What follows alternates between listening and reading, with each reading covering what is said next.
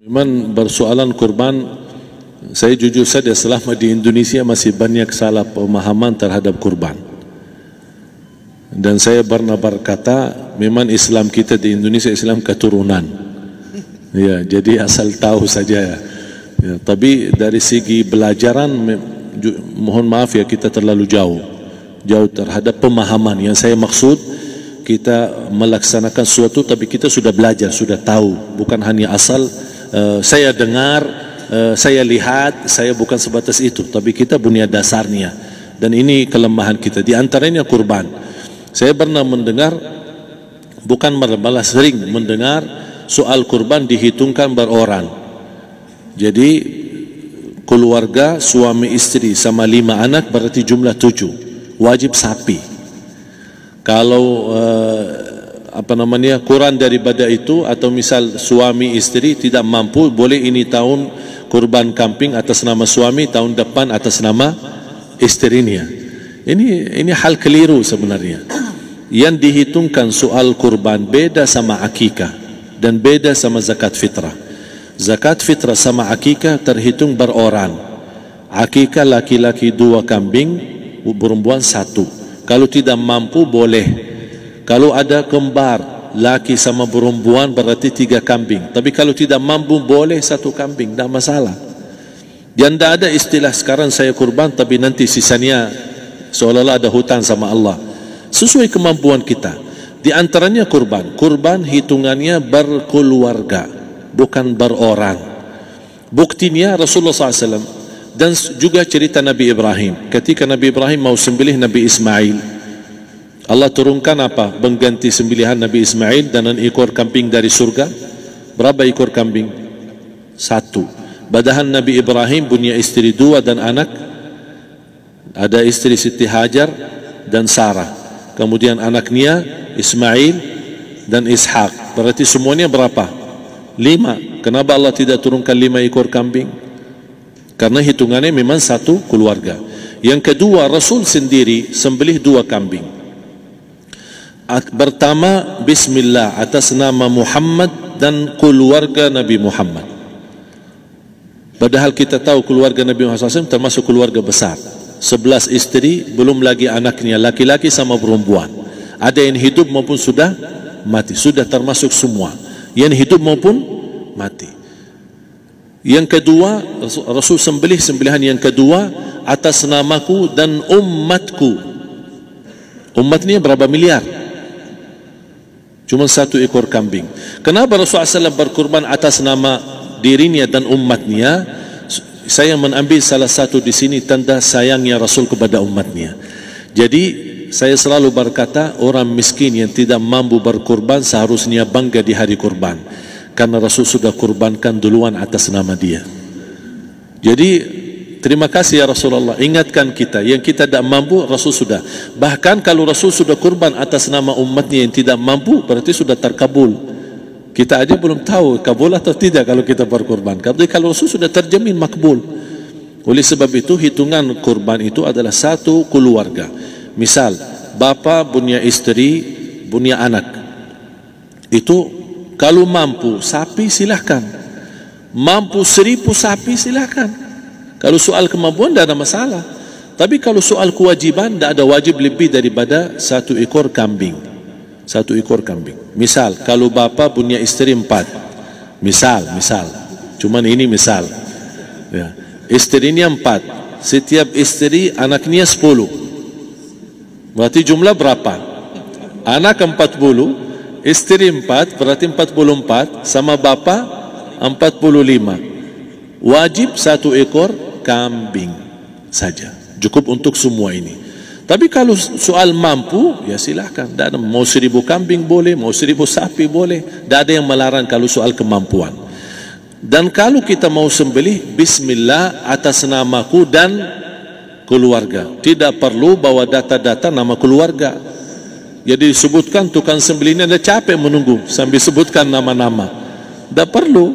Udah Bismillah atas namaku dan keluarga. Termasuk kata atas namaku dan keluarga, termasuk orang tua yang sudah meninggal. Termasuk orang tua yang sudah, karena kita adalah hasil daripada orang tua. Itu sudah termasuk, tidak perlu kita sebutkan. Ada sebagian ulama membolehkan kalau kita mampu, mau khusus kambing atas nama orang tua, tidak masalah kalau kita mampu. Tapi kalau kita tidak mampu, itu sudah termasuk orang tua kita bersama keluarga besar kita. Ini salah satu kenikmatan, dan ini termasuk juga sedekah yang berguna bagi orang yang sudah meninggal di keluarga kita. Wallahu ta'ala alam. Dan juga masalah panitia, bisa kita mewakili kalau kita tidak mengerti sembelihannya dan tidak mengerti cara bagiannya. Tapi ada satu sunnah yang termasuk kehilangan sunnah ini, adalah banyak yang tidak mau makan dari hasil kurban, padahal itu sunnah Rasul. Dari akikah boleh makan, dari kurban pun boleh makan. Bahkan sunnah SAW dibagi 3. Sepertiga pertama dihadiahkan. Maksudnya kata dihadiahkan kepada orang kaya. Misal tetangga saya tapi orang kaya, dia bukan miskin, tapi boleh saling hadiah. Karena inti daripada hadiah silaturrahim. Ada keluarga kita termasuk mampu, tapi saya kasih, ini alhamdulillah saya sembelih sapi. Barangkali dia tidak mampu, cuma sembelih kambing. Udah, kita dapat daging kambing, dia dapat daging sapi. Tapi dengan niat hadiah, bukan sedekah, karena dia bukan orang miskin yang menerima sedekah. Yang sepertiga yang kedua adalah sedekah. Sedekah itu termasuk orang miskin. Yang ketiga, kita makan sendiri. Bahkan Rasulullah SAW selepas Idul Adha, beda sama Idul Fitri. Sebelum Idul Fitri dia makan kurma, meyakinkan batalan puasa. Tapi kalau Idul Adha tidak makan dan minum sebelum salat, kenapa? Bukan berarti tidak boleh. Tapi Rasulullah SAW ingin pertama pembukaannya, buka sarapannya atau makan di pagi harinya selepas Idul Adha adalah dari hasil sembelihan kambing itu atau dari kurban. Jadi kita sebagian sedikit. Tapi kalau kita merasa alhamdulillah rezeki saya banyak di rumah, alhamdulillah banyak ada makanan, mau sedekahin semuanya, semua mau sedekahin, tidak masalah. Tapi yang saya maksud, kenapa tidak kita sekali-kali hidupkan sunnah Rasul? Jadi sebagian, walaupun ada sebagian sedikit lah, buat istilahnya sama sedikit porsi nasi atau apa, karena kita berhak sebagai kita kurbankan lillahi ta'ala, kita berhak menikmati kurban ini yang lillahi ta'ala supaya kita mendapatkan keberkahannya, bukan hanya orang lain. Terus yang kedua ada masalah pembayaran. Kalau kita wakili panitia, boleh kita pesan sama panitia, tolong sedikit dari kurban saya minta buat saya makan. Itu tidak masalah, kita boleh minta. Dan boleh kita wakili, tapi kita tolong ingatkan, tidak boleh pembayaran hasil sembelihan itu dari kulitnya. Ini menjadi salah satu persoalan di Indonesia. Banyak tukang sembelih datang, ketika kita tawarkan untuk sembelih ini, berapa Pak? Oh, tidak apa-apa, kasih aja kulitnya sama kepalanya.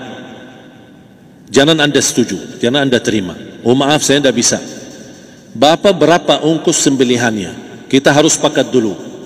Tidak, saya ikhlas, tidak apa-apa, seikhlasnya. Tapi yang penting kepalanya sama kulitnya. Itu aja yang saya minta, yang lain tidak apa-apa. Tidak boleh. Tidak boleh. Kenapa? Karena ini kurban. Kata kurban berarti lillahi ta'ala, bukan untuk jual beli. Kalau kita sudah bayar dari bagian kurban, berarti bukan lillahi ta'ala. Harus kita jaga amalan itu. Tapi bagaimana cara jalan keluarnya? Kita harus sepakat, ijab kabul. Sepakat dulu, Pak, saya udah begini, saya kasih untuk sembelihan 50.000. Bapak setuju? Ya udah setuju. Selesai kan? Sudah sembelih, sudah potong, sudah semua. Lepas ini semua, kita kasih ongkos 50.000 ongkos sembelihannya. Habis itu, Pak, kulitnya sama kepala hadiah buat Bapak. Itu tidak apa-apa, tidak masalah. Tapi bukan untuk bayar sembelihan.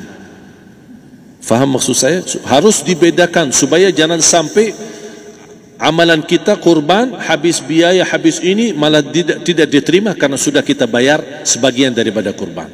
Saya silahkan bayar apa yang kita sepakati, mau hadiahkan kepada dia, karena kita tidak bisa guna. Buat apa yang kita mau gunain kulitnya, tidak bisa. Tapi mereka, buat mereka lebih berguna, oleh karena itu kita bisa hadiahkan untuk mereka. Bahkan kita bisa juga kasih daging untuk mereka bisa menikmati sebagai sedekah. Wallahu taala alam.